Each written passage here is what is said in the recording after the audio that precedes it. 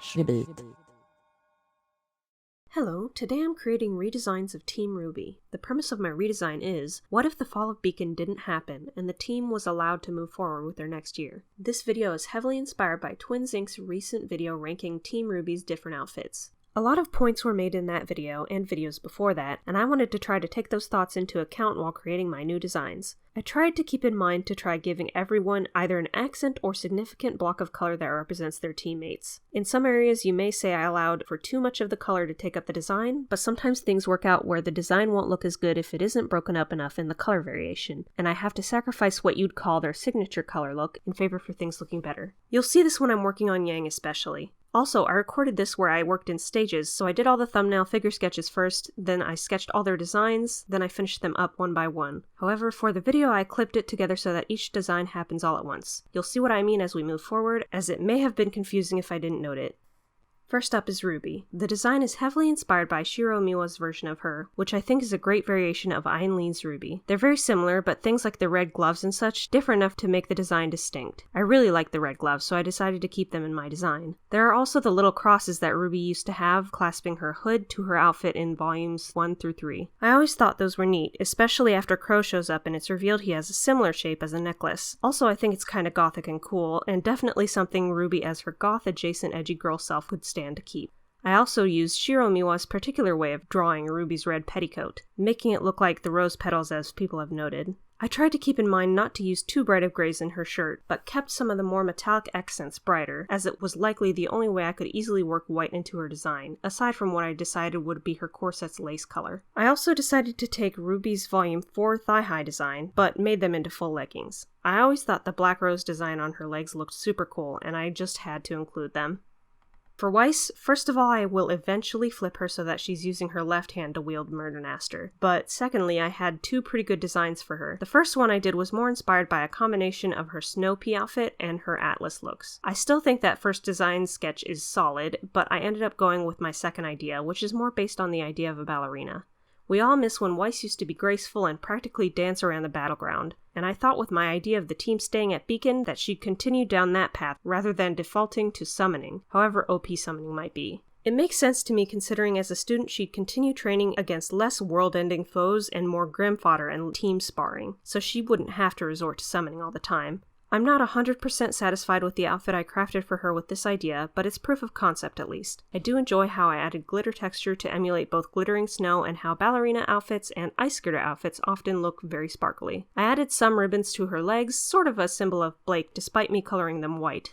I wanted to try to show that there was some impact on her character there. I also gave her pale gold bracelets with black gems, representing Blake and Yang of course, and also drawing attention to her hands. The gradient I apply to her limbs is an effort to show which way her limbs are posed, and I was particularly keeping in mind her quick fighting style for animation so that the eye would follow her movements easily. I of course also kept her red accents, though regrettably I reduced them to 3 gems instead of her lovely red inner coat from volumes 1 through 3. I did try to add more red, but it didn't end up looking very good. But there we have Weiss. I think it captures her aesthetic without looking too formal, just enough ruffles and glitter to show that she's still the Weiss that ran up excitedly to her sister to greet her, the one who stood on a chair to confront Blake, the one who attempted silly jokes at the worst times. Next we have Blake. I started going off with the idea that Twins Inc. posited in their video. To make something Blakey, just have her sleeveless. I started my idea there and also tried to work in the idea of a tuxedo cat, a shirt with a crisp collar and pointed coattails in the back. I also worked in her thigh-high boots from Volume 4. I think they look great on her. I know some people really miss Blake's bow, and with my idea of Blake continuing at Beacon, I'm sure she'd continue to wear her hair bow for a while, but eventually take it off. The design I'm drawing now is my idea of what she'd do with it after removing it, and give herself something of a bow tie. I thought the idea would be super cute, as it can go with the idea of a tuxedo, but also I know some people put ribbon bows on their cat's collars, and I just think that idea is adorable in that sense too. I drew it less like an actual bow tie and more like a cute magical girl ribbon, and I'm really pleased with it. When it came to including everyone's colors, this proved a bit difficult for me. I knew I wanted the gold accents in her boots to stay. It shows a lot of Yang inspiration in her. I tried to add some red tints to a few of the blacks in her outfit for a while, but it ended up looking wrong to me. I ended up giving Blake's boots and arm warmers small gems that represented RWBY's red instead. I didn't want to add too much purple, as I know that's an issue with some of Blake's designs too, but I thought using Volume 1's purple gradient on all her limbs would look great and lead the eye similarly to how I worked with Weiss's colors. I also wanted to note, I did indeed keep her silhouette in mind, and had her weapons ribbon magically drifting to the side to almost look like a cat's tail. I always love when they do that. Lastly, we have Yang. I knew I wanted to keep the silhouette of her puffy jacket. She's supposed to be top-heavy, so I wanted to keep her bulk to stay in the upper part of her design and silhouette. With my idea of them staying at Beacon, I figured Yang would still have some of that party girl vibe living within her, even if she grows out of some of it. So I gave her a crop top, though I'd say it functions as something of a sports top. I gave her tight-fitting leather pants because I thought it would look cool with her biker aesthetic, and again it would keep her bulk to her torso. I gave her minimally detailed leather boots for a similar reason. I want all the eye's attention to her upper half. I did, however, give her classic purple cloth billowing from her belt similarly to her Volume 2 Hunter outfit, and of course her Volume 1 outfit where she had her hip cloth accents. I did this sort of more as an homage to Monty, who clearly loved the aesthetic from Final Fantasy. For her belt I added 3 buttons, all representing her teammates. With Yang's mama bear personality, I'm certain that she'd want to support and rep her friends for all to see, because she loves them all very much. In the coloring stages, my issue from earlier arose, where I couldn't find a good Yang color that wouldn't detract too heavily from the rest of her design.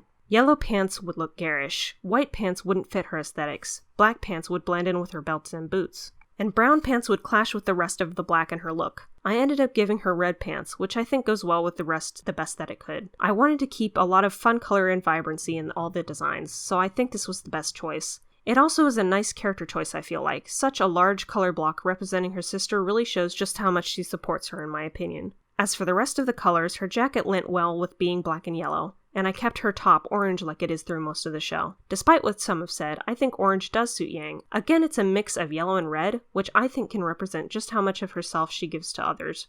I also wanted to note, in my little AU, my idea would not be to take away Yang's pretty defining character moment of losing her arm, but I think in my AU it would happen at a later date instead of at the end of her first year. In conclusion, here are my 4 redesigns of Team RWBY as if they were able to continue in their second year at Beacon, where the fall of Beacon never happened. I wouldn't change all of the other lore that comes up after Volume 3, but I'd say it's more like the inciting incidents don't happen as quickly. There's still maidens and silver eyes and magic and all of that. I just wanted to see the characters continue in their time in school, you know? Good times. Also, real quick, I had some further ideas for this AU. Since the team wouldn't venture outside of Vale and Ozpin wouldn't die, Oscar would still be out there somewhere, and I love Oscar. I wouldn't want to go through the rest of RWBY without him.